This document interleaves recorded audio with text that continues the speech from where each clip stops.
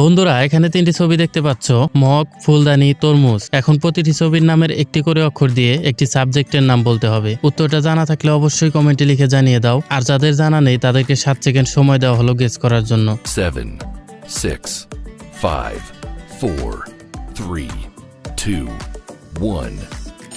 কি বন্ধুরা, তোমরা কি সাবজেক্টের নামটা গেস করতে পারলে?